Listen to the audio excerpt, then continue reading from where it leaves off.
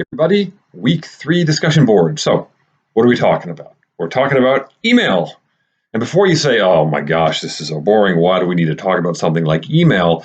We're going to talk about it from a different perspective than just kind of the ins and outs of how to use Microsoft Outlook or something like that. We want to talk about professional use of email. So, there's this scenario that you're given in which you are giving advice essentially to a new employee or to a friend of yours, and you see that there are some bad habits that the person is employing in email, right? Maybe not checking very often, and then there's maybe really bad grammar or just kind of improper email etiquette. Remember from the lecture, we talked a lot about email etiquette.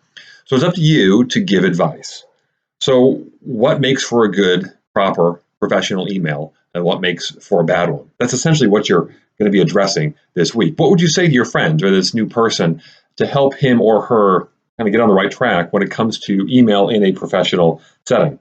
So that's what we're going to be doing. Now, when you write your initial post, remember, according to the rubric, you want to try to get at least 150 words there. That's going to give you enough space to really delve into the subject at length. And so you want to do that. And this is an opportunity to really kind of stretch yourself a little bit and really talk about kind of the good, the bad, and the ugly, if you will, when it comes to email use, and really try to stretch it out there to give yourself enough space to really kind of get into the subject and see what kinds of things, draw from your own experience. Maybe things that people have told you before, or when it comes to your own email, or bad emails that you've seen in the past and what made them bad and what could remedy those situations.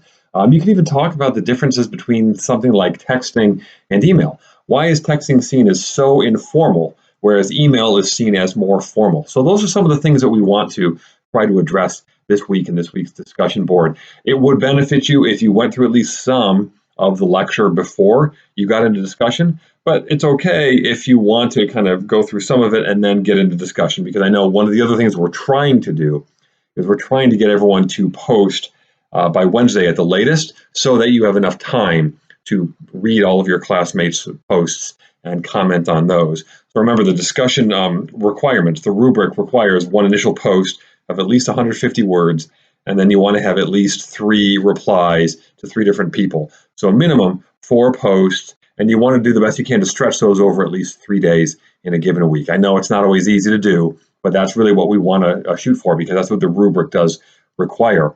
I'm also going to be doing something different starting in week 3. And that is, I'm going to be running additional discussion threads each week. Sometimes they're going to be on topic. Sometimes they're going to be a little off topic. But they're an opportunity for you to continue to get into conversation with your classmates, continue to build this online community through conversation. And also it's an opportunity to really test those critical thinking skills, to be challenged to maybe think outside the box or to think in a different direction or from a different perspective on something. Often they're a lot of fun. Often they're really, thought-provoking and maybe challenging.